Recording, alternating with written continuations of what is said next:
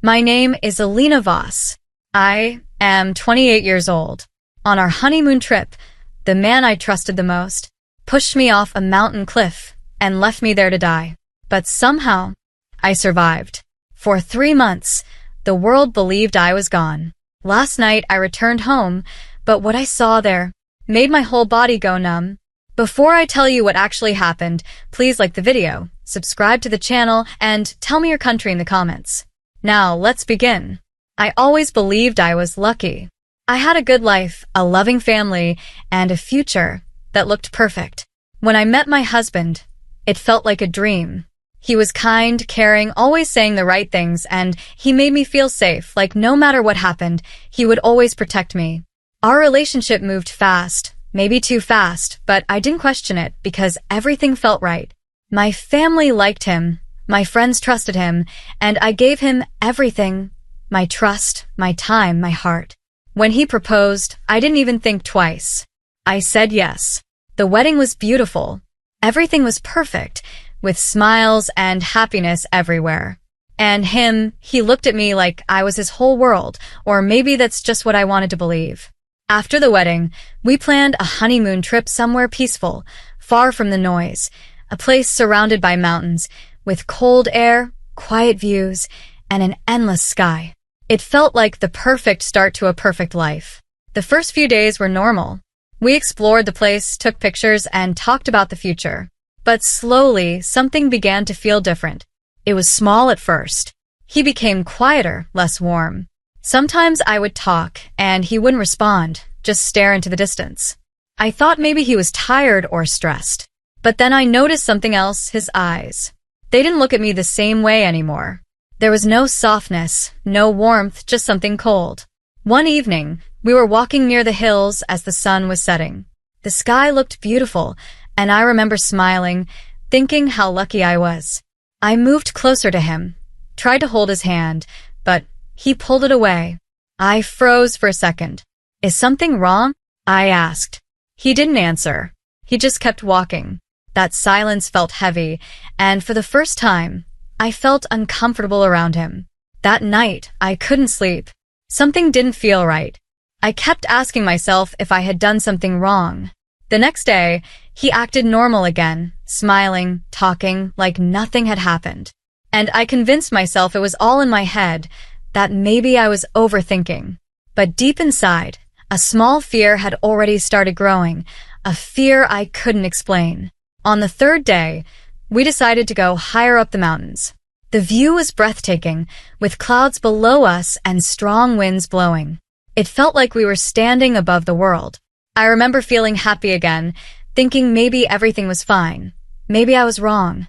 I walked ahead a little, looking at the view, then turned back to him. He was standing still, watching me, and the way he was looking at me, it didn't feel right. There was no love in his eyes, no emotion at all, just silence. "Come here," he said, his voice calm, too calm.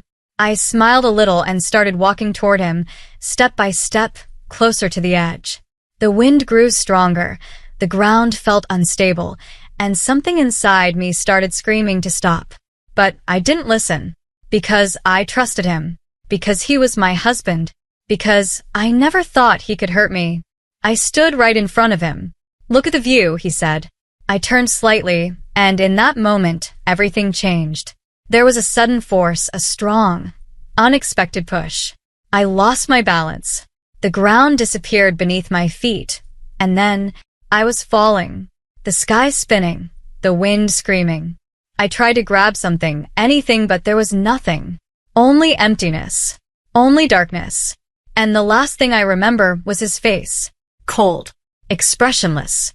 Watching me fall. After that, everything went dark. I don't know how long I was falling, but I remember the impact. A sharp, crushing pain shot through my body. It felt like my bones shattered as my back hit the rocks first, then my arm, then my legs, and I heard it a crack. My scream never came out. The pain was too much. Everything blurred. I tried to move, but I couldn't. My legs didn't respond. Only pain, deep and unbearable. My arm was twisted strangely. My ribs felt tight like something inside had broken, and every breath hurt. I opened my mouth to scream, but only a weak sound came out as the sky above me spun and the cold wind hit my face. Slowly, darkness took over again. When I opened my eyes, I was still there, on the rocks, alone. I tried to move my legs again, but there was nothing except pain. Tears rolled down my face as one thought echoed in my mind. Am I going to die here? My body was freezing, the wind felt colder, and time passed, though I don't know how much. My vision kept fading, my strength slipping away. And just when I felt like this was the end, I heard voices. Wait, did you see that? Someone's down there. Footsteps rushed closer, fast and urgent. Careful. She's badly injured. Hands touched me gently. Hey, can you hear me? I tried to respond, but I couldn't. Everything went black again. The next time I woke up, I was inside a small shelter with wooden walls, dim light, and cold air. My body was wrapped in bandages, my legs tightly supported, pain still burning through them. A man sat beside me and said softly, "You're safe." Safe. That word felt unreal. You had multiple fractures, he continued. Your leg was badly injured, and your ribs too. I closed my eyes. So it was real, not a nightmare. He pushed me, and I survived, but not without breaking me. The climbers had found me near the rocks below. At first, they thought I wouldn't make it. If we were a few minutes late, he stopped, but I understood. Days turned into weeks. Recovery was slow and painful. Every small movement hurt. Sometimes I tried to stand and fell again, my legs trembling, weak and unstable. The climbers took care of me, simple, kind people. They didn't ask questions or force me to explain. They just helped. And in that silence, my thoughts grew louder. Every night I saw it again, the fall, the push, his face. Cold. Empty. Without regret. I would wake up suddenly, breathing fast, my heart racing. Sometimes I whispered to myself, "Why? What did I do wrong?" But deep down, I already knew the truth. He didn't just hurt me, he tried to end me. The climbers offered me a phone many times, told me I could call my family, but I didn't. Not yet. Because I wasn't ready. If I went back, everything would change, and I needed to be strong. 3 months passed. My body slowly healed. At least enough to walk again. The pain was still there, but I could move. It was time. Time to go back. The journey felt unreal. Every step closer to home made my heart heavier. I didn't know what I would find. Would he be there? Would he pretend nothing happened? Or would he try again? So many questions, but only one way to get answers. When I reached the city, everything looked normal. The same streets, the same life, like nothing had changed. But for me, everything had. I stood outside my house, my hands shaking, my heart racing. I took a deep breath and stepped inside. But what I saw there made my whole body go numb. The house was full, lights everywhere, people dressed nicely, and soft music playing in the background. For a second, I thought I had walked into the wrong place, but then I saw him, standing in the center, dressed as a groom. My breath stopped. My husband was smiling like nothing had ever happened, like I had never existed. And then my eyes moved to the bride, and my world shattered again. It was her, my sister, dressed as a bride, standing beside him, smiling, happy. My legs almost gave up. The pain I felt in that moment was worse than the fall. I took a step forward, then another, my heart racing and my hands shaking. I was about to scream, about to run toward them, to stop everything and tell everyone the truth, but suddenly, a hand grabbed my arm. I turned. It was my mother. Her eyes were filled with tears, shock, fear, relief. "You're alive," she whispered. I held her tightly. "Mom, he tried to kill me," I said, my voice breaking. "He pushed me from the mountain, and now look at this. He's marrying her. She's in danger." But instead of reacting the way I expected, she quickly pulled me aside, away from everyone. "Listen to me," she said urgently. "You don't understand everything yet." I froze. "What do you mean?" Her face turned serious, heavy. "There's something you need to know first." My heart started pounding again. "What truth?" I whispered. She looked at me and said something that broke me completely. Your husband was never the only one. Silence. What? I couldn't process it. He never loved you, she continued. He loves your stepsister.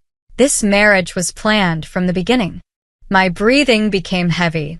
Your stepfather, your stepbrother, your sister, they're all involved, she said, each word cutting deeper. The plan was simple. Marry you, gain access to your father's wealth, then kill you, and make it look like an accident. My legs felt weak again as tears rolled down my face. No, but why didn't you tell me? I whispered. Why didn't you stop this before? Her eyes filled with tears as she held my hands tightly. I didn't know before, she said, her voice breaking. I swear, I didn't know. I found out after you were gone, after they told us it was an accident. Her voice trembled. I was broken. I thought I lost you, but something felt wrong, very wrong. I stared at her, unable to speak. At first, they acted sad, she continued. They cried in front of everyone, pretended like they lost you. But later, I started noticing things. They were normal. Too normal. No pain. No grief, like nothing had happened. A chill ran through my body. And then one night, I heard them talking. I wasn't supposed to hear it, but I did. Her voice dropped to a whisper. Your husband said, "It's finally over." And your sister, she laughed. She said, "Now nothing is standing between us." My vision blurred as tears fell. That's when I understood. My mother whispered, "This was never an accident." I couldn't breathe.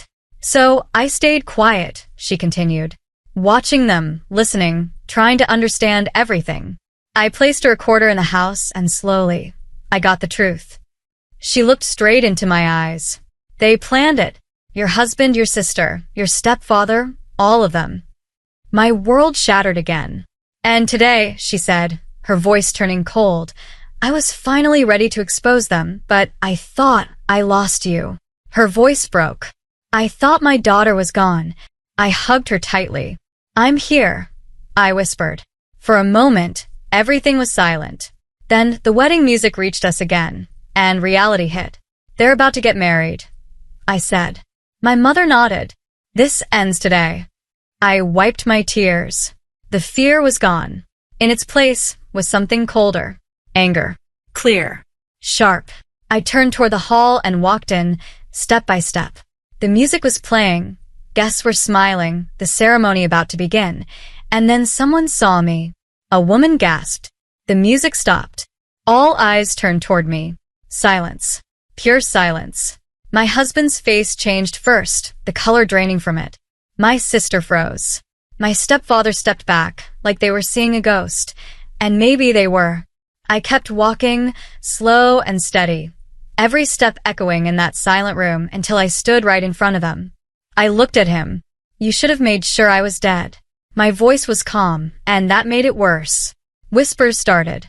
What is she saying? She was dead. Is this real? My husband stepped back. This isn't possible, he stammered. For the first time, he looked scared. I remember everything, I said quietly. The fall, the push, you tried to kill me. Gasps filled the room. No. She's lying, he shouted, but his voice was weak, unstable. That's when my mother stepped forward. Let's hear the truth, she said. She connected her phone. The screen lit up, and the room went silent again. Then, a voice played. My husband's voice. Everything went exactly as planned. My heart pounded. Then my sister's voice. No one will question it.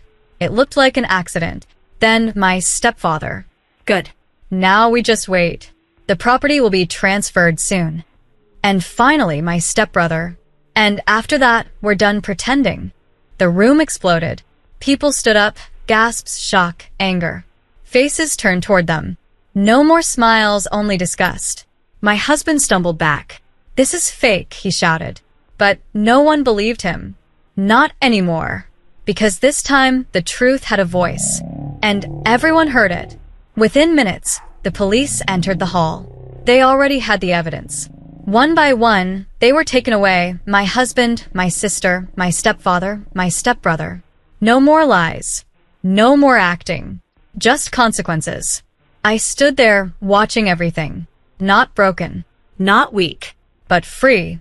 That night, everything ended, and everything began again. I lost the people I thought were mine, but I found something more important, the truth, and myself.